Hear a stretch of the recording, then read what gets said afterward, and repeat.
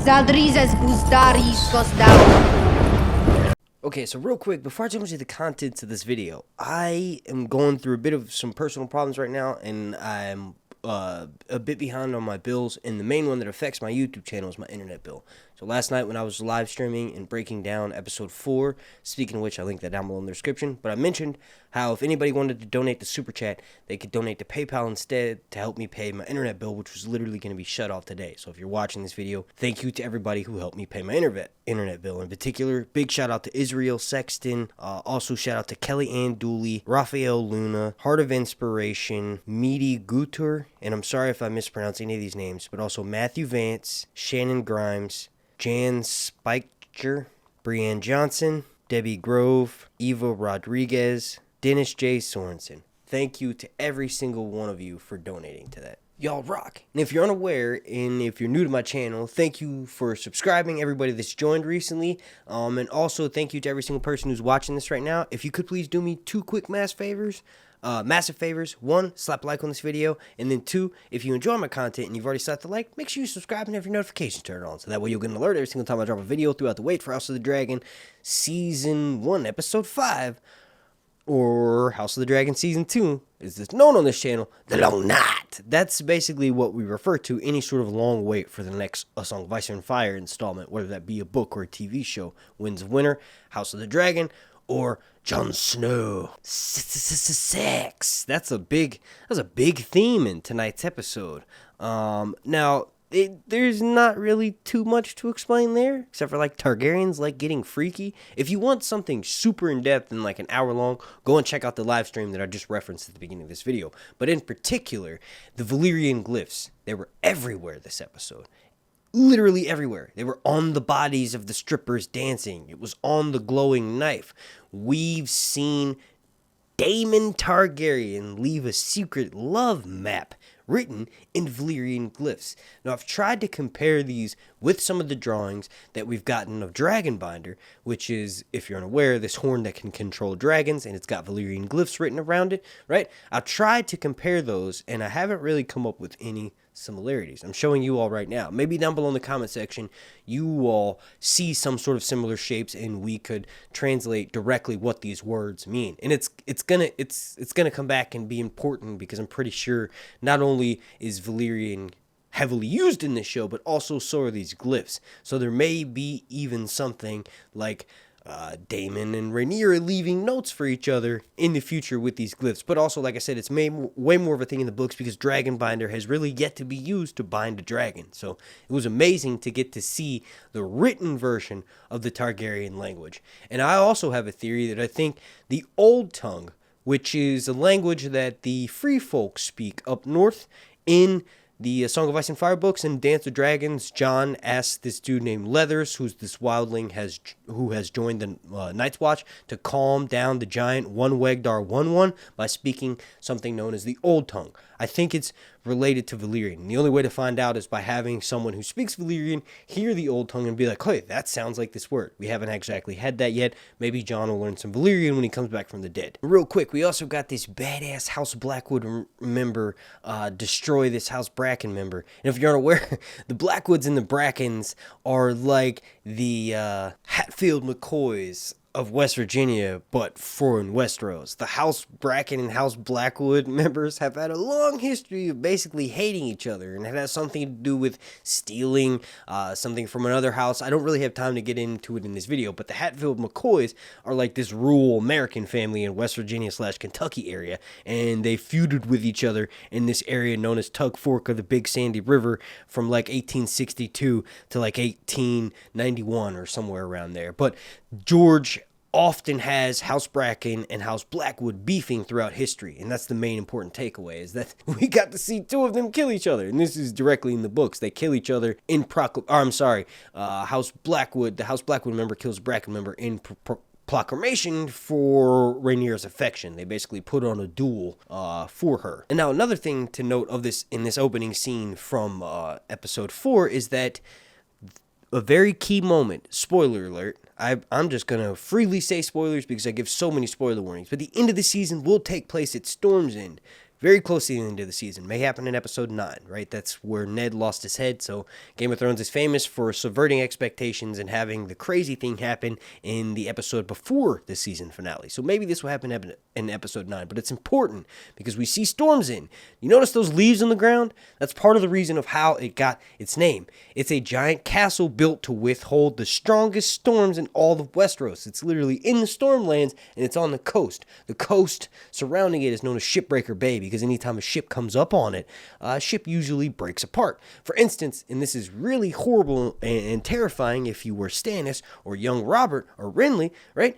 Stannis and Robert and Renly watched their dad die. Steffon Baratheon died at sea, their mother and everything. They were sent. Steffon Baratheon was supposedly, this is a rumor, going to be named Hand of the King in place of Tywin. So Aerys sent Steffon Baratheon, who is Stannis, King Robert, and Renly's dad, over across the Narrow Sea to go and get him a bride, right? And then when he comes back with this dude named Patchface and a bunch of other things and stuff and people, they die right in front of Stannis and Renly. I'm sorry, they die right in front of Stannis and Robert. And Patchface watches ashore. Patchface is this dude who should have been dead, but isn't. Initially, he was a very smart person, but he drowns at sea, and he's saved by mermen, and he has these dreams and all this stuff. And I don't really like going on these side tangents, but if you all watching this likes me to explain, if you all like it when I go on these tangents, let me know down below. I'll try to stay more focused if you don't. But anyway, that's why that area gets its name. So the end of this season is going to take place there. And one thing of note is that in the books, Borman Baratheon, the dude that we see talking to Rhaenyra, is staunchly supportive of House Baratheon's claim through Rhaenys for the Iron Throne. So they supported Rhaenys in the Great Council of 101 AC. But as we saw in this show, they've taken a step back from that, and they've made it more of like, oh, no, he doesn't really respect Rhaenys, and neither will his son Boros, right? So it'll be interesting when Rhaenyra's son comes back and visits with Lord Boros at Storm's End, because it's going to be a totally different dynamic. He's not going to be controlling the scene like how Rhaenyra is and threatening to speed things along to have supper and then ultimately just storming out like that. He's not going to have the same commanding presence as the Princess of Dragonstone, his mother, and I'm referring to Lucerys, Rhaenyra's second-born son, when he comes back here at the end of the season, and Aemon is there waiting for him. And remember, Lucerys takes Aemon's eye, so it's going to be a pretty intense moment, and all of it's going to call back to this episode 4 scene. Okay, so I saw a few questions about this in my comment section. Grandmaster Melos brings Rhaenyra moon tea at the end of the episode, and that's to get rid of the baby she may potentially have from fornicating with Kristen Cole. Now, Rhaenyra's clearly never had moon tea before, but there's something really traumatic in the books, in Catelyn's POV chapters in A Storm of Swords. She's dealing with her aging father, the Lord of Riverrun, and he's pretty much out of it. He doesn't really know what he's saying, he's in a lot of pain, and he's given milk of the poppy most of the time. He says very few intelligible things. One of the things he says is Tansy. Tansy, at least through Catelyn's POV, she thinks it was someone that her father dealt with when he was younger. We find out later on in the book that Tansy is actually an ingredient in moon tea. If brewed properly, moon tea will create an abortion for the person who drinks it. So that's kind of, why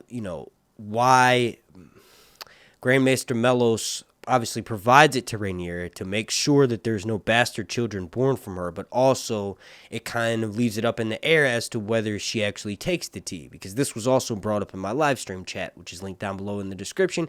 Speaking of which, thank you to every single person who watched that, and also thank you to every single person who literally paid my bills. You guys rock. I give you a shout out at the beginning of this video. That's everybody who donated to my PayPal. And the reason why I said PayPal, super sidetracked, it's my ADD. I'm also slightly autistic. I'm pretty sure I'm on the spectrum of being autistic, right? But when you donate here on YouTube, super chats is what it's called. YouTube taxes that like they do the ad revenue. So they take 35 to 40% of it, and you don't see it until next month. So that's why I was mentioning for everyone to donate to PayPal. Now, along the lines of moon tea, one of the things that I was just mentioning that was brought up in my live stream is that because it is sort of like a choice that's proposed to Rhaenyra, where like she can take this tea to get rid of any potential child that she may have had with Kristen Cole, maybe she doesn't take it.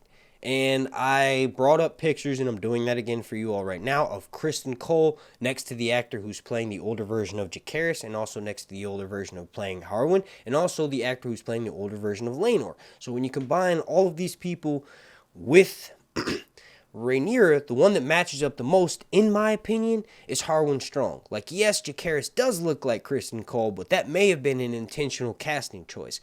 I don't think Kristen Cole will be the father of Jacaerys, although it is highly possible. We did see that Harwin is not sexually involved with Rhaenyra yet, and since this show confirmed Rhaenyra and Kristen Cole is a thing, it's possible. Let me know down below in the comment section. It still serves the same purpose in that Rhaenyra did not have legitimate heirs with her husband to be Laenor Velaryon. And now let's jump into some critiques of the episode.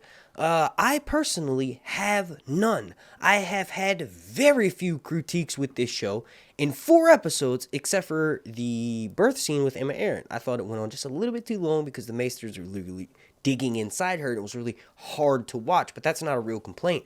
The complaints that I've seen, at least some of the rhetoric that I've seen about this episode, was that it was a little bit slow, and to that, I will say what I always say, and it's that please do yourself a favor, and at the very least, read a book called The Rogue Prince, or The Princess and the Queen. It's a novella. It's like 50 pages, 25 pages. It's such a small amount, but it gives you more in-depthness to this story so that when you get to the slower parts, you have more appreciation of it. I actually call the slower parts slower to me, but that's because I'm constantly pausing them and rewinding them. We have so much dialogue being exposed and revealing lore that I want to re-listen to what characters are saying, especially in the Valyrian scenes, especially when Viserys is just casually revealing how the blood mages in Valyria drew their source of power from the volcanoes and basically confirmed that the doom of Valyria was caused by the volcanoes and a chain reaction in the blood mages messing with all that. Like, he confirmed it. I love the slower parts of the episode.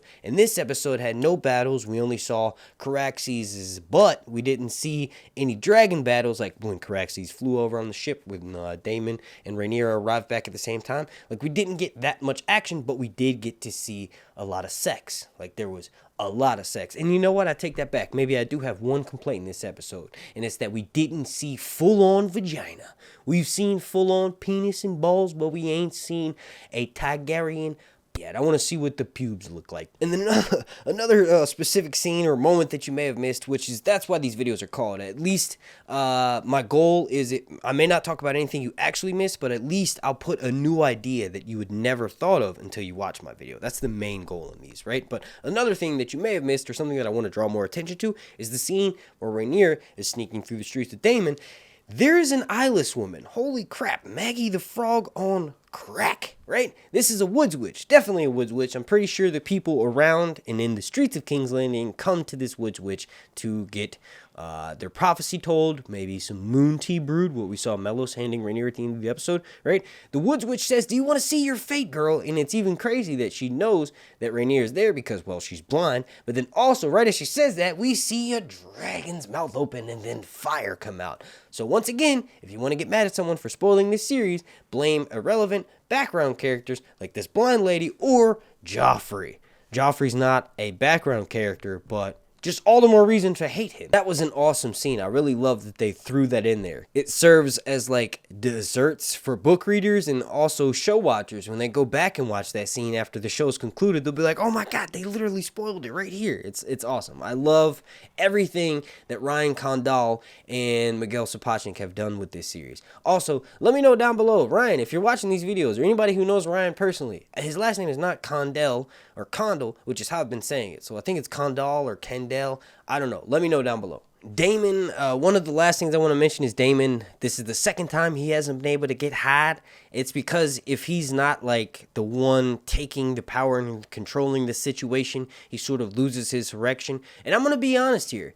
I can somewhat relate to that. Not what he's doing, no, but how you just kind of get out of the moment because you get in your head too much. I can relate to that, and I think a lot of people, regardless of your gender, can relate to that as well. Daemon is so complex. And it's not that he was just teasing Rhaenyra and turned her on and left. No, he threw his fist at the wall because he's mad that his dick won't get hard or stay hard. And he saw that Rhaenyra wasn't scared of the situation. And the fear is what he likes. The power that he likes having over Rhaenyra is what makes him gain the erection. And the fact that Rhaenyra is actually turned on by it turns him off. So that's crazy, and just like the onions in Shrek, Daemon has yet another layer to explore. Alright, now this feels like a good point to wrap this video up. I want to thank you all so much for watching, and again, thank you to every single person who donated over at paypal.com, and then also again to every single person on my patreon.com/reviews, and thank you for watching. If you want a longer video, well then check the link down below in the description, because I went for 2 hours talking about this show, and I also already broke down the episode 5 promo that happens towards the end of that live stream. I'm going to be doing a video that'll probably be out within the next 24 to 48 hours. Thank you so much for watching. My name's Mark, and this has been Sir Hunts. Oh yeah, please slap a like on this video. Like goal's going to be 420. Along Nathan Ixos down.